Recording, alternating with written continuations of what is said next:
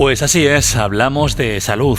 Recordamos que el próximo jueves, 10 de octubre, se va a celebrar el Día Mundial de la Salud Mental. Con ello, y como no podría ser de otra forma, desde el espacio de psicología queremos dedicar los minutos de esta semana a visibilizar y concienciar sobre todo lo relacionado con la salud mental.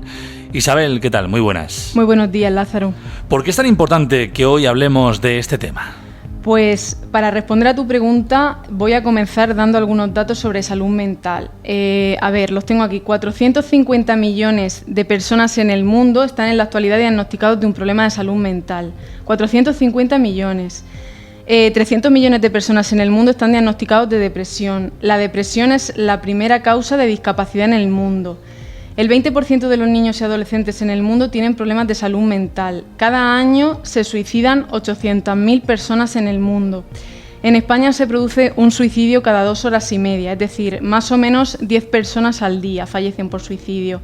Aproximadamente la mitad de los problemas de salud mental comienzan antes de los 14 años y el 70% aproximadamente antes de los 18. Todo esto que estoy diciendo son datos de la Organización Mundial de la Salud y de la Confederación Salud Mental España. Son cifras que desde mi punto de vista son súper impactantes y aún así se estima que más de la mitad de las personas con problemas de salud mental no reciben tratamiento, con lo que al no acceder a los servicios de salud no son diagnosticados y lo que quiere decir que puede que estas cifras que estoy dando fueran incluso muy superiores. Por eso creo que más que el 10 de octubre este tema merece todos los días del año, por eso he creído importante que hoy habláramos de esto, al menos los minutos que tenemos. Aún a veces tendemos a pensar que los problemas de salud mental son cosa de otros y eso hasta que no lo vives en tus propias carnes o lo ves muy cerca, familiares o amigos, no somos conscientes. Pero ¿es cierto que todos nosotros podríamos ser vulnerables a la hora de desarrollar un problema de salud mental en algún momento? Sí, los datos de la Organización Mundial de la Salud dicen que 1 de cada 4 personas ha desarrollado o desarrollará algún problema de salud mental a lo largo de toda su vida. Los problemas de salud mental son multicausales y multifactoriales, es decir, al final el hecho de que lo desarrollemos en mayor o menor medida depende de muchas variables. Por ejemplo, en España se ha registrado que entre el 11 y el 27% de los problemas de salud mental que hay ahora mismo diagnosticados tienen que ver con la crisis económica del año 2008, la que empezó en aquella época, y con las malas condiciones laborales y el desempleo que aquello provocó. Otro factor que nos influye es el lugar donde vivimos. Si vivimos en barrios desestructurados, por ejemplo, pues lógicamente tendremos más riesgo de consumir drogas o sustancias. También el funcionamiento de nuestra familia, el pertenecer a familias desestructuradas. Y bueno, con desestructurado no solo me refiero a la pobreza, sino también a madres y padres ausentes, ciertos estilos educativos, negligencia parental, sobreprotección, etcétera.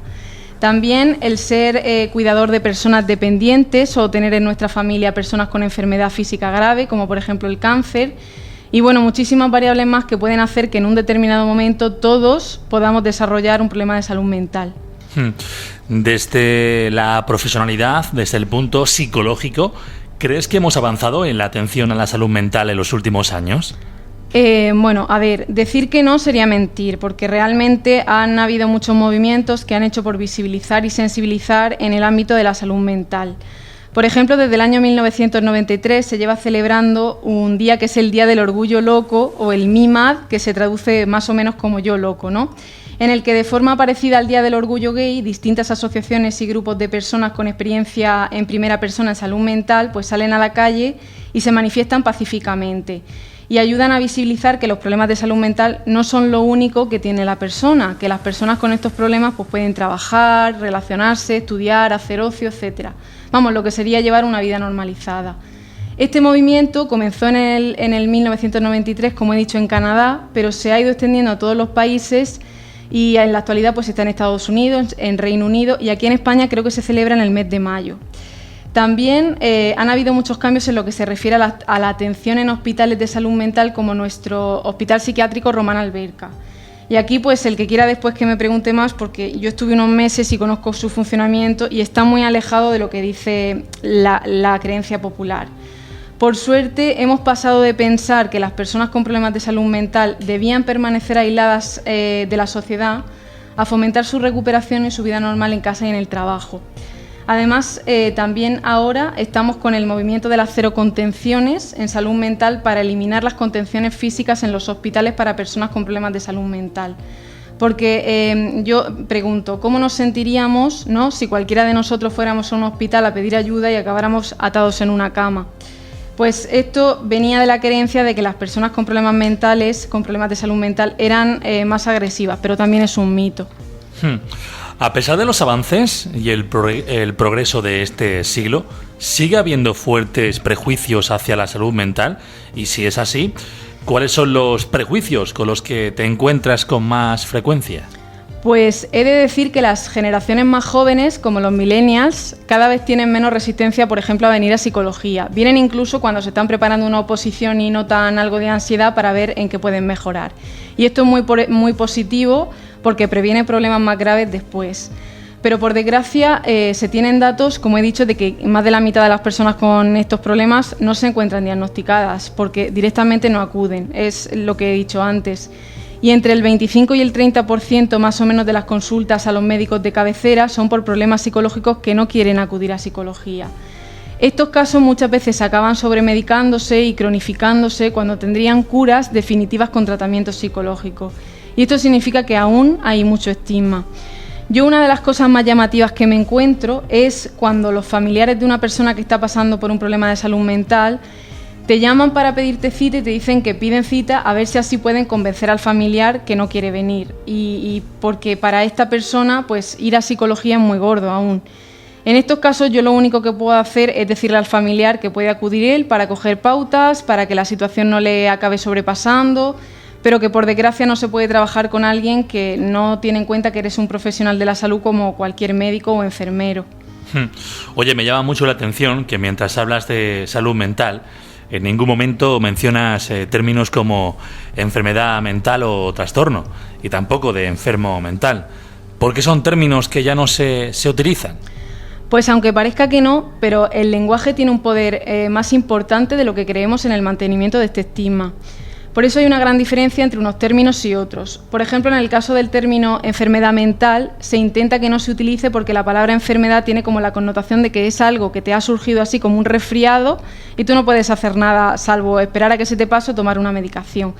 Y en el ámbito de la salud mental esto está muy alejado de la realidad. Por eso se cambia por problemas de salud mental, porque problemas tenemos todos y se pueden solucionar, en este caso con tratamientos adecuados y con un papel activo por parte de la persona y el entorno. Además, tampoco se utiliza la palabra paciente, porque tiene como una connotación de sujeto pasivo, como alguien que para curarse no tiene que hacer nada.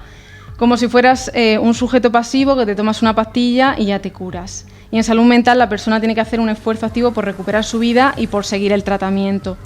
Yo confieso que a veces tengo que utilizar la palabra paciente para comunicarme con otros profesionales, porque en otras especialidades aún se utiliza, pero no me gusta por lo que he dicho. Tampoco es adecuado otro término, el término trastorno, porque viene a decir que la persona tiene como un fallo interno, un trastorno, y no tiene por qué ser así, porque como hemos dicho, pues estos problemas de salud mental se dan por un cúmulo de circunstancias que también pueden ser externos a la persona. Y tampoco se utiliza ya esto de esquizofrénico o depresivo, porque es como que le colocas a la persona una etiqueta estable, como si la persona ya solo fuera esquizofrénica y no hubiera más áreas en su vida, como persona a la que le gusta, por ejemplo, el baloncesto, que es padre, que trabaja en una panadería, ¿no? Por ejemplo. Es como que su vida girara en torno a su problema de salud mental, y no es así. Y luego, un término muy necesario que se está empezando a usar correctamente es el de personas con diversidad en salud mental, que es un término que nos recoge a todos, como que todos estamos dentro de un continuo entre la salud y la enfermedad, entre la salud y los problemas de salud mental, de tal forma que dependiendo de múltiples factores nos situaremos en un punto más cerca de la salud o más cerca de la enfermedad. Me imagino que la lucha por la visibilización de la salud mental y la eliminación del estigma asociado tendrá que realizarse en muchos ámbitos. A simple vista, ¿qué pasos podríamos dar en los próximos años para mejorar esto? Pues me parece una pregunta con una respuesta muy extensa, porque nos queda mucho trabajo por hacer y realmente la lucha contra el estigma y los prejuicios asociados se tienen que hacer desde todas las esferas de la sociedad. Los estigmas y los prejuicios se sabe que vienen por el desconocimiento de la gente y yo pienso que mientras que haya desconocimiento siempre habrá estigma. Yo desde mi punto de vista creo que desde el propio ámbito de la salud, por ejemplo, aún queda mucho por hacer. Creo que tenemos mucho camino para hacer para sensibilizar a otros profesionales de la salud como médicos, etcétera, porque para estar tan cerca de la salud creo que muchas veces hay demasiados estigmas y ellos mismos privan a los usuarios de los tratamientos psicológicos por no dar información sobre ello. Por ejemplo, en la atención primaria, en el médico de cabecera, aún hay algunos médicos todavía que cuando ven problemas psicológicos pues recetan directamente la pastilla sin ni siquiera dar información al paciente de que para la gran mayoría de problemas psicológicos es más efectiva la terapia psicológica a largo plazo y además no tiene efectos secundarios. Y esto puede ser porque ya dan por sentado que la atención psicológica es como cosa para otros, ¿no?, que están muy mal. Y bueno, aquí también, Lázaro, voy a tocar tu ámbito, el del periodismo, porque yo aquí he de decir que he encontrado mucho respeto, ¿vale? Pero también creo que vosotros tenéis una responsabilidad grandísima en la lucha contra el estigma, porque todo lo visible en nuestra sociedad lo es a través de vosotros, está claro. Y estamos intentando también dar información para que los periodistas conozcan el ámbito de la salud mental y utilicen el lenguaje menos estigmatizante, porque realmente si todos somos vulnerables, ¿no?, a tener problemas de salud mental, pues todos nos estamos estigmatizando. Y también es importante pues dar datos veraces, porque nos hemos encontrado que en algunos medios se ha asociado, por ejemplo, el hecho de los crímenes, ¿no?, a padecer esquizofrenia, cuando en realidad un dato que se tiene es que solo el 0,7% de los actos violentos que se dan en nuestro país son realizados por personas con problemas de salud mental. El resto son cometidos por gente que no está diagnosticada.